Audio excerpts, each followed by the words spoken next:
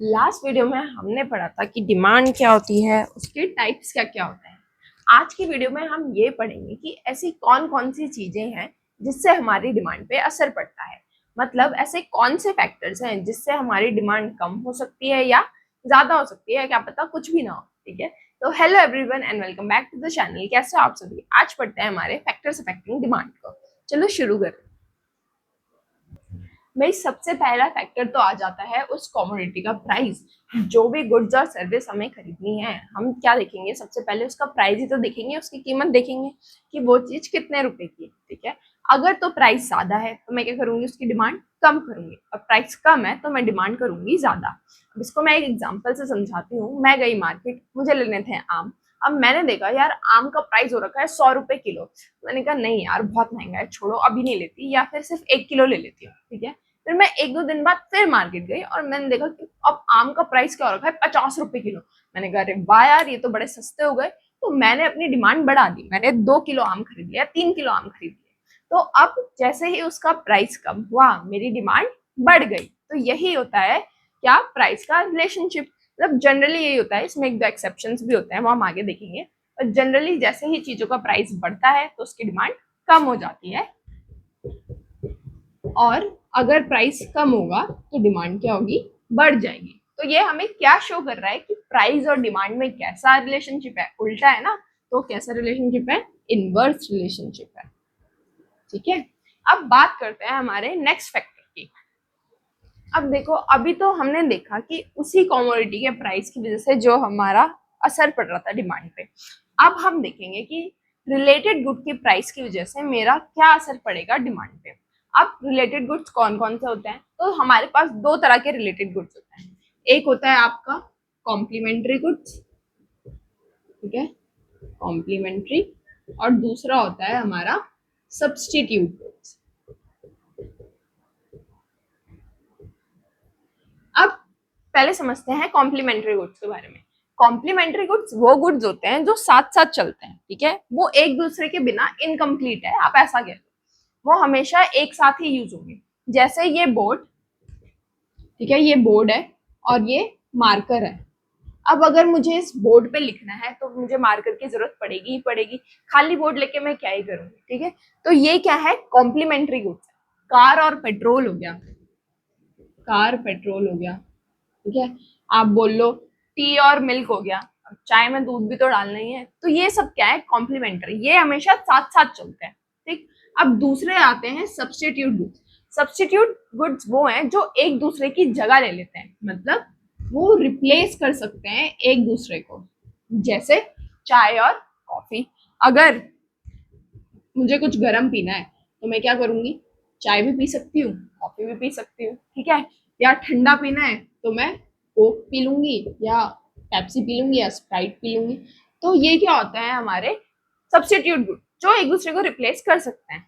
अब हमारा फैक्टर है प्राइस ऑफ रिलेटेड गुड्स, मतलब कि इनके इनमें से किसी की भी प्राइस में चेंज होने की वजह से मेरी कमोडिटी पे क्या असर पड़ता है। ठीक है, तो अब देखते हैं कॉम्प्लीमेंट्री गुड्स।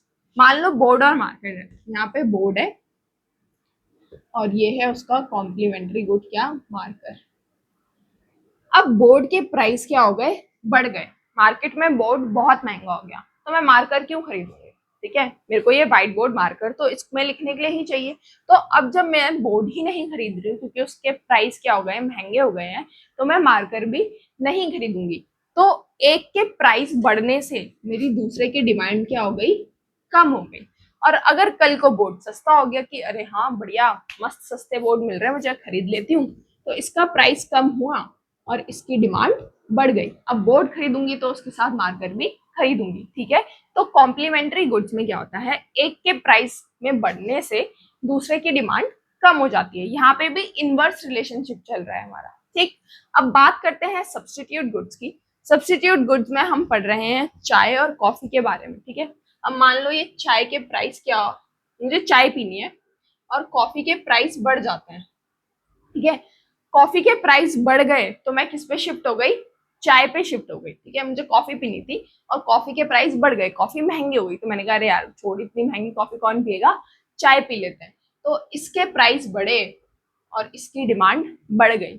अब कल को कॉफी सस्ती हो गई तो मेरी चाय की डिमांड कम हो जाएगी, लोग किस पे शिफ्ट हो जाएंगे, कॉफी पे शिफ्ट हो जाएंगे कि यार ये सस्ती मिल रही है इसे पी लेते हैं, ठीक है। तो अब सब्स्टिट्यूट गुड्स में हम क्या देख रहे हैं कि एक का प्राइस बढ़ रहा है तो दूसरे का भी प्राइस बढ़ रहा है, ठीक है।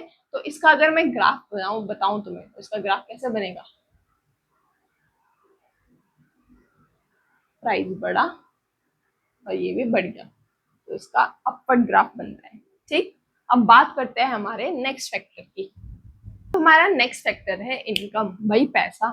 अब देखो इसमें भी दो केस आते हैं, एक नॉर्मल गुड्स का और एक इंफीरियर गुड्स का, ठीक है। अभी समझते हैं दोनों को।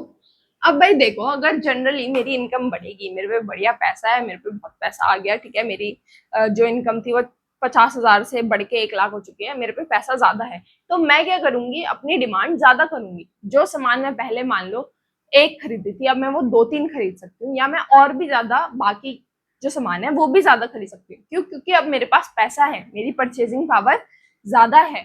तो नॉर्मली क्या होता है, अगर इनकम बढ़ती है तो डिमांड भी बढ़ जाती है, और अगर इनकम कम होती है तो डिमांड भी कम हो जाएगी। और वही बात करते हैं अब हम इंटीरियर गुड्स की। अब देखो इंटीरियर गुड्स वो गुड्स होते हैं जो मे बी जनरली थोड़े लो क्वालिटी के होते हैं, ठीक है। तो अब इन गुड्स की डिमांड क्या होती है, अगर मेरी इनकम बढ़ेगी तो मैं इनकी डिमांड कम कर दूंगी। इसका एक एग्जाम्पल समझते हैं। मैं जाती हूँ जैसे पढ़ाने, ठीक है, मैं पढ़ाने जा रही हूँ तो मैं बस से जा रही थी या रिक्शा वगैरह से जा रही थी। अब मेरी इनकम क्योंकि बढ़ चुकी है तो मैं उस लोकल बस की जगह मैं कैब करने लग गई, ठीक है। मैंने कहा अरे अब तो मैं मस्त कैब से जाऊंगी, तो मेरी इनकम बढ़ी पर मेरी इस गुड की डिमांड क्या हो गई, कम हो गई। और अगर मेरी इनकम कम हो जाएगी तो इसकी डिमांड क्या होगी, बढ़ जाएगी, ठीक है। अब बढ़ते हैं हमारे नेक्स्ट फैक्टर पे। अब देखो कंज्यूमर्स एक्सपेक्टेशन, भाई मैं क्या एक्सपेक्ट कर रही हूँ प्राइस को लेके, उस पर भी मेरी डिमांड डिपेंड करती है। अब इसका एक क्लासिक एग्जांपल ले लो तुम, सोना, गोल्ड, ठीक है। अब हमें लग रहा है कि भाई यार सोना का प्राइस बढ़ रहा है, आगे क्या होगा, सोने का प्राइस और बढ़ेगा, तो मैं अभी इन्वेस्ट कर लेती हूँ, अभी सोना खरीद लेती हूँ। तो अब भाई मेरी यहाँ पे एक्सपेक्टेशन क्या है कि फ्यूचर में प्राइस क्या होगा, ज्यादा हो जाएगा, तो मैं अभी क्या कर दूंगी, अपनी डिमांड बढ़ा दूंगी। और अगर मुझे ऐसा लगेगा कि नहीं यार बाद में इसका प्राइस गिर जाएगा तो मैं ना बाद में खरीदूंगी, तो भले ही अभी वो सस्ता हो पर मुझे ऐसा लग रहा है कि बाद में क्या होगा, वो और ज्यादा सस्ता हो जाएगा, उसका जो प्राइस है वो और कम हो जाएगा, तो मैं अभी क्या कर दूंगी, अपनी डिमांड कम कर दूंगी और बाद में उस चीज को ज्यादा खरीदूंगी। तो ये था हमारा कंज्यूमर एक्सपेक्टेशन। फिर आता है आपका टेस्ट एंड प्रेफरेंस, ठीक है। अब एक कंज्यूमर की टेस्ट एंड प्रेफरेंस में भी तो डिमांड असर सॉरी एक कंज्यूमर की टेस्ट और प्रेफरेंस पे भी तो डिपेंड करेगा ना कि उसको क्या खरीदना है। अब जैसे हमने चाय और कॉफी का भी एग्जांपल लिया था, ठीक है, सब्स्टिट्यूट गुड में। अब मान लो भाई कोई ऐसा इंसान है जिसको चाय पसंद ही नहीं है, उसको कॉफी ही पसंद है, तो अब कॉफी के प्राइस बढ़ेंगे तो तब भी वो चाय पे शिफ्ट नहीं होगा, या तो वो कॉफी पिएगा या वो पिएगा ही नहीं कुछ, ठीक है। तो ये क्या होता है, taste and preference. Taste and preference के अकॉर्डिंग क्या होता है, डिमांड में चेंज आता है। अगर कुछ चीज पसंद है, जैसे यहाँ पे कॉफी पसंद थी लोगों को ज्यादा, तो कॉफी की डिमांड ज्यादा होगी। अब उनको कल को कॉफी पसंद नहीं आ रही, उनको चाय पसंद आने लग गई, तो चाय की डिमांड ज्यादा बढ़ जाएगी। तो ये क्या होता है, कंज्यूमर का टेस्ट और प्रेफरेंस होता है। फिर आती है पॉपुलेशन।